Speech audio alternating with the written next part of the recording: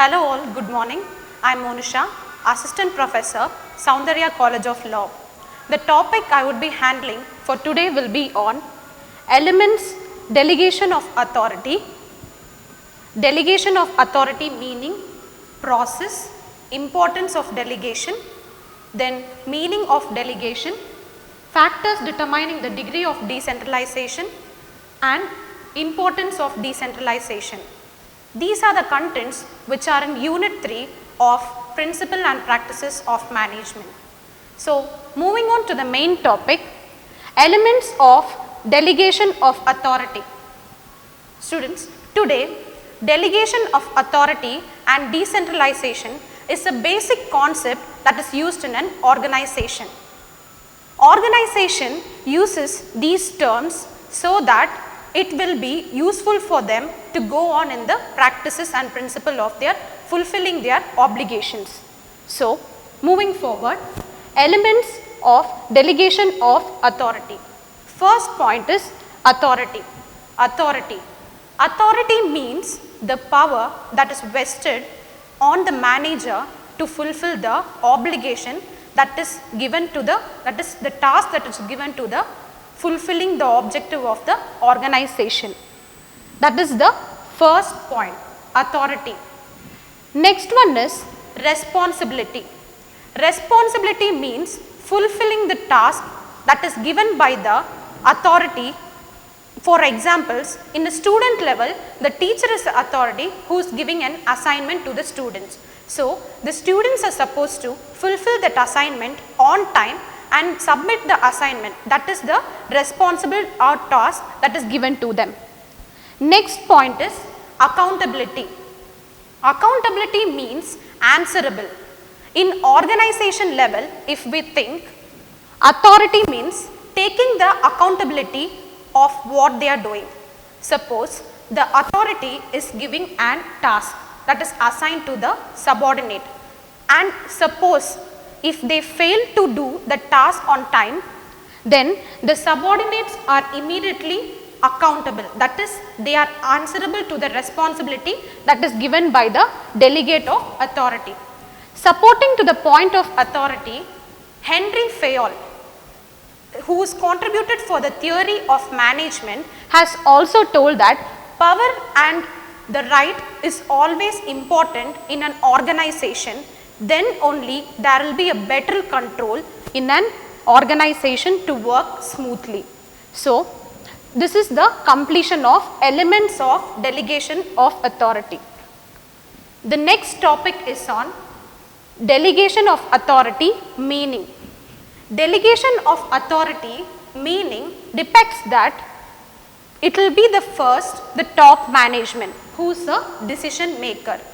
The immediate subordinates will get the decisions which are made by the top management and they will do the execution of it. Accenture is an multinational company whereby Julie Sweet is a CEO. So, the CEO will give the decision making and then the immediate subordinate will follow the responsibility or the authority, that is the delegate who is passing on the message. That is called as delegation of authority. CEO, decision making and the immediate subordinates. These are the three main people who are very important in the decision making of an organization. Sometimes the organization might have a different statistics for their organization structure.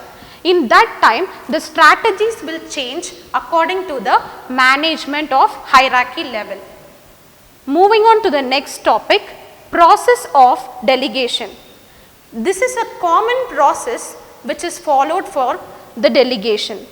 First point is determination of the results expected. As a delegate, always an expectation will be there. They will have a mind map viewing that how much productivity can a delegate expect from the subordinate, what is the quality that they can expect, how much would be the result to a certain extent is the topic which will be covered in determination of the results that is expected by the delegates. So, according to their expectation, they will select the subordinates. So, the question will arise for the delegates selection of the subordinates. If they do not select the subordinates for the right task, then their determination of the results will fail. Next point, estimation of the competency. Here the competency means a healthy competency between the subordinates. When subordinates are having a healthy competition, they will feel like working more for the organization. This competency will be given by the delegate to the subordinate. They will make such kind of growth and competency in such a way and boost up them so that they will give a good results for the organization. Next point, assignment of duties. The task, duties and job roles which are assigned by the delegates should be given based on the capacity of the subordinates. Now, for example, finance department and marketing department is entirely different and their talents also are entirely different from each other. The delegate must be very cautious in selecting the right person for the correct role job. Next one is granting of authority. This granting of authority is another main aspect in process of delegation. When an authority is given by the delegates to the subordinate, they must trust the subordinates that they are doing this process. If they do not have this trust on the process, then it will not go on a right way. They will have that irritation in the mind that the authority is not giving them the proper space of working environment. Next one is fixing of responsibility or the accountability. Here the subordinates are answerable for the delegates and the delegates will immediately be answer for their top level management. So, it is the delegate who is answerable for each and every point that the subordinates are in working environment. Next, moving on to the next point, that is importance of delegation. In importance of delegation, there are 5 main important points. The first one is effective management. For effective management in an organization, the delegates and subordinates must have a very good support system and a very good relationship between them. Even if one fails, then the result will not be efficient enough. Next point is on employee development. The subordinates will give the task, the subordinate will take the task very seriously and try to develop themselves because the delegate is being entrusted on the subordinate. This helps the employees to develop themselves and give a better productivity. Next one is motivation of employee. When one delegate supports the other delegates, immediately the motivation level of the subordinate increases because from the top management of the delegate, they are entrusting them and giving them this job role to play. And there are some rewards which are given for them which will also boost up them. So, that is called as motivation of the employees. Next one is felicitation of growth. In growth and this development, we can connect these 2 points together. With the motivation and effective management in an organization, the felicitation of the growth of the organization will coordinatively happen with the delegates and the subordinates. The last one is management hierarchy. The management hierarchy, the support system from the top level to the subordinates must always be in an equal proportion. The respect that is given to the subordinates is also important and the trust also is important. Any one, if it fails, then the hierarchy will also collapse and which will have an impact on the management process. So, the relationship between the delegate and the subordinate must be in a good professional manner. With this, the topic for delegation of authority is being covered. Next, moving on forward with decentralization of authority. Here, decentralization of authority means dispersing the workload to the entire subordinates or the lowest level managers from the top level management. So, this is the top level management. Next come the immediate lower level management or middle level manager. Then comes the subordinates, that is the normal manpower of working. So, this process goes to the lowest level of the subordinates or worker. In this decentralization of authority, the main CEO or the top level management doesn't have the maximum power with themselves. They will just disperse the workload to the lowest level of the subordinates. That is the concept of decentralization of authority. That is decentralizing the main task by the CEO or the top level management to the lowest level of the subordinates. That is the meaning of decentralization of authority. After learning the meaning of decentralization of authority, the next topic is factors determining the degree of decentralization. These are the important factors which will affect the decentralization process of authority. So, the first one is philosophy of management. Here, the philosophy of management means the authority will have, the top level management will have two options, either to go for centralization of authority or to go for decentralization. Centralization of authority takes place only when the top level manager has to take the entire decision, whereas when decentralization happens, the top level management does not take the entire decision, but they will pass on to the immediate subordinates. So, the philosophy of management and the option is there for the organization to take up this decentralization or centralization. That is called as philosophy of management. Next one is size of the business. If it is a small organization, the head, that is the MD or the CEO, is enough to control the entire process. But if the size is more like MNC companies and they are having branches in an international level, they will not be able to control all countries. So, this decentralization process will be very helpful for the according to the size of the organization. Next one is history of the business. If previously it is a centralized authority and only the decision is taken by the top management, this process will not go on hand because immediate changes will not be accepted by the top level of management. So, the history of the business will also play a main importance. If the history of the business is in decentralization process and they are trusting their subordinates, then decentralization of authority will go on well. The functional area. For example, in financial aspects, the top level management cannot immediately support the lowest level of their subordinates because it is very confidential issues. So, in financial matters, the decentralization does not work or go good.